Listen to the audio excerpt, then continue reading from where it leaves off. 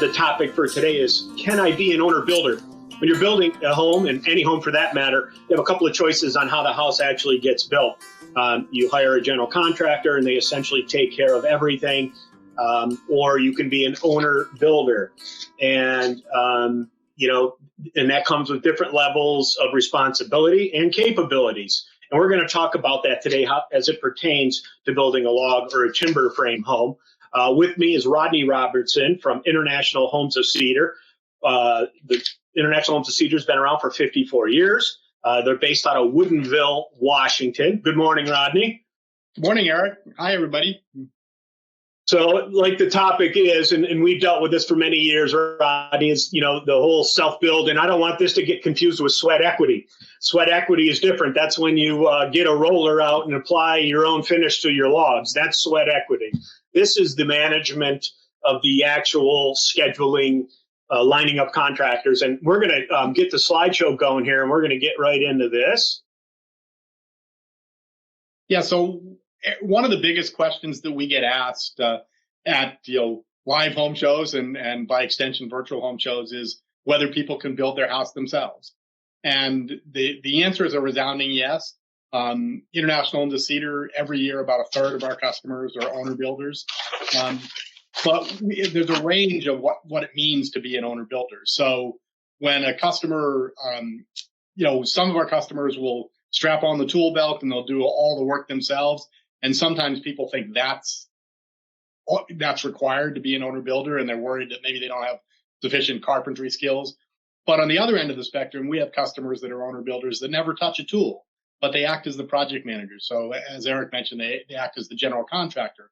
So they're going to go out and they're going to find a foundation contractor, an electrical contractor, a mechanical contractor, a carpentry contractor, and manage them in the project. And so one of the biggest questions that I ask customers when they're considering being an owner builder is, what do they do in their regular life? And, are you the type of person that makes lists and that remembers to bring the milk home when you're supposed to, and balances your checkbook?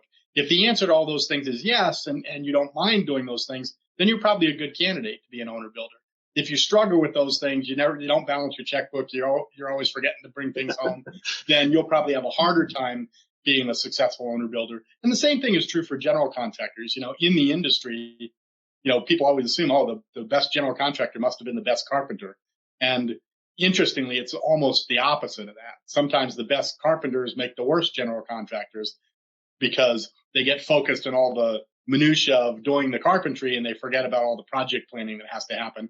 And conversely, sometimes people that were just adequate carpenters turn out to be the best general contractors because they're really organized and they know how to schedule. The big thing about scheduling, like if you're doing sheetrock on the inside of your home, you want to make sure that all your rough-in electrical and plumbing is done before the sheetrocker starts. So if you wait till the day that all the plumbing and electrical rough-in is done, and then you call your sheetrocking contractor and say, okay, we're ready for you. Can you come tomorrow? He's going to, of course, say no. He's going to say, geez, we're scheduled out 2 weeks or 3 weeks or 4 weeks or whatever it is. And, we'll be out there when we can. And so your project is going to sit, with nothing happening for weeks while you're waiting for that next. And if you are scheduled 3 to 4 weeks out, you've got to make sure the trades that are in there during that time are getting that particular job done that has to be done by the time the next trade comes in. So it's a lot of balls in the air when you're building a home, for sure. Let's get into the slides a little bit, Rodney. One of the big things that we deal with, and I love this picture, this is there are job sites, and then there's the Swiss Alps. So, from an owner builder, where does it start with this? Yeah, so this is a great, this project is in a little village called Mürren, Switzerland. They actually ended up building 2 houses on a family plot there. So you can see the first one there kind of in the upper right, and then the excavation for the second one. This was an owner builder. The customer was actually a Swiss Olympian. He was the #1 downhill skier in the Swiss Olympic team in 1960 and 1964. And he's one of the local heroes in the village of Mürren. But this place, was a very difficult place to build. He wanted to be involved in himself, and he was very handy. So he hired tradespeople. He did some of this work with the tools, but he hired all the tradespeople directly and built these beautiful homes. And he has a home in the U.S. and spends some time in the U.S. and then they rent out the Swiss homes when he's not there, and then they stay in the Swiss homes when he comes back. And in his case, being a retired skier, he probably had a little time, so he was able to really dedicate some good time with this, I would think.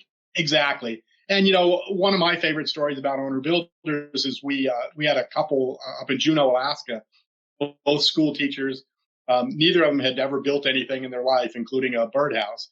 And they decided that they were going to owner build their own home. So being good school teachers, they went to the library and checked out books on, carpentry for dummies and read everything. And they were done in May with their school year, and they spent the whole summer and built the house themselves. By September, they were structurally done, but still not totally done on the inside. But they moved in, and then throughout that first school year, finished out the interior. And you mentioned sweat equity. So one of the big advantages and one of the reasons why people strongly consider being owner builders is because there's some significant opportunities to save money. You can save 15 to 35% of the cost of your construction project by acting as your own general contractor. Obviously, if you're doing more of the work yourself, you can be on those higher percentages. But even when you're not touching a tool, you can still save 15 or 20% on the cost. And some people will choose, like this next slide. You have a couple of choices here. You could, for example, there's parts of a house, trimming out a window versus stacking logs are two different skill sets and require physical abilities that are very different. You could potentially, if you have a contractor come in and stack the logs and get it weather tight, and then you could do the other trades. That's another kind of way around all this. Exactly. So I really tell people it's a continuum, and you can be anywhere on the spectrum that you want. Some people, like to paint, or they like to do tile work, or they like to do electrical, or whatever it happens to be. You can carve out any particular element of your home construction and do it yourself. And in the system-built housing industry, which is where all the companies in the log and timber frame industry are located, we do kind of engineered timber, so we're a little bit kind of between the two. But there are certain companies that are well suited towards owner builders and some that aren't. Ours is one that is pretty well suited, and that's, as I say, a third of our customers every year act as their own general contractors, and some of those will stack the wall timbers themselves. The longest timbers we have are 16 feet, and they weigh less than 80 pounds, so they can all be set by hand, so you don't have to have a big boom truck that's bringing in heavy logs and setting them in place.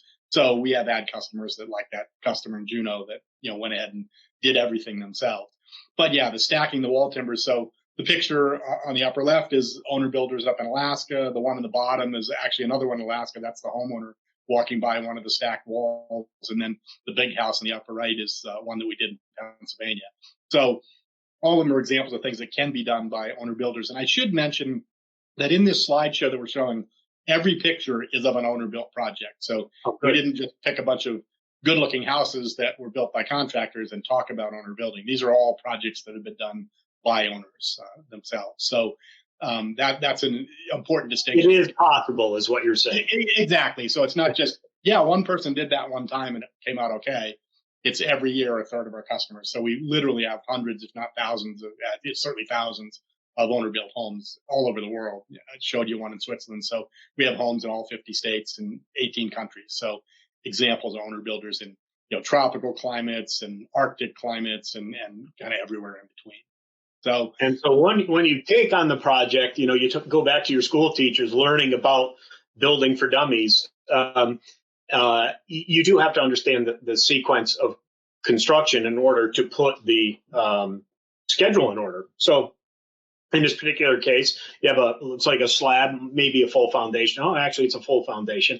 And they're starting to stack the logs, and they go through the walls. And in this case, long before this, they did a lot of site work.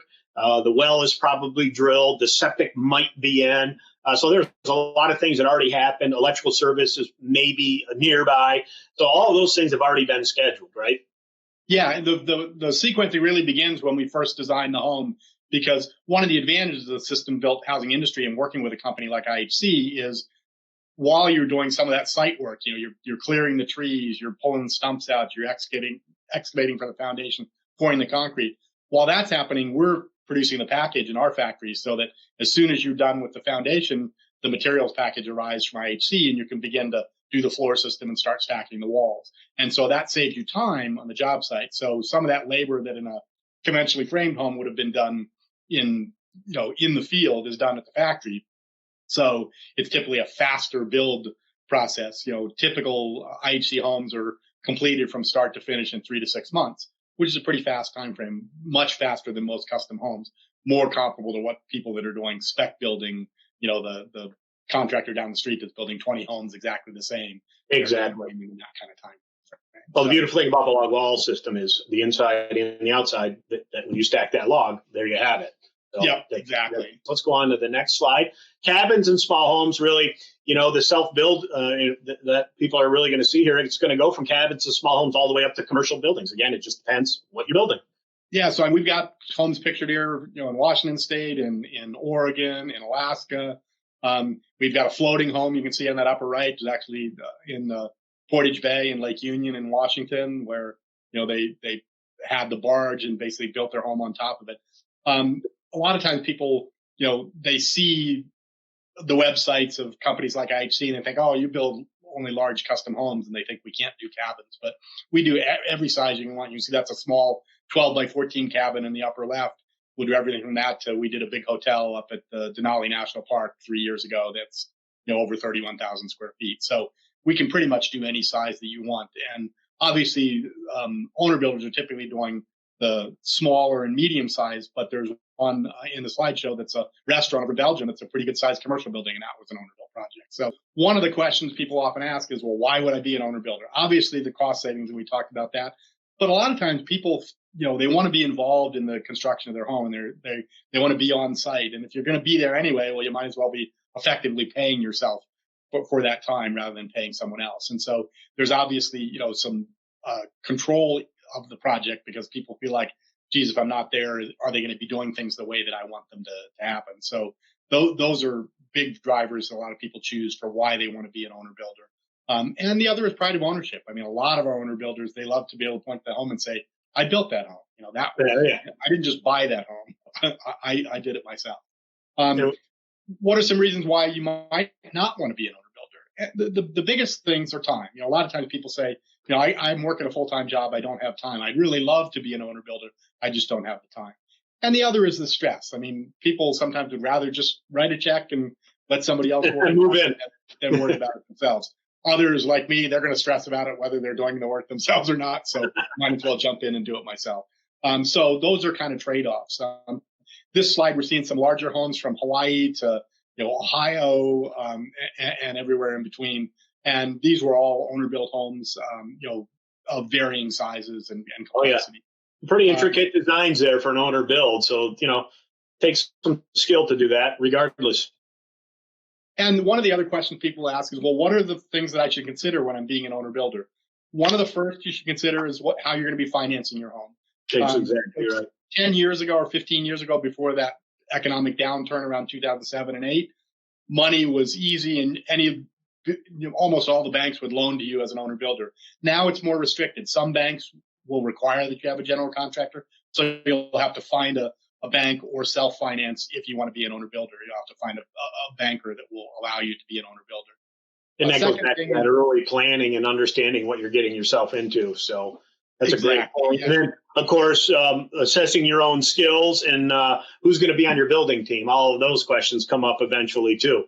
Yeah, and obviously we talked about before, what are you good at? That's really important to kind of understand. This is that restaurant in Belgium that I mentioned that was a owner-built project. So the other thing I would mention is you want to have some kind of a written project plan or project outline.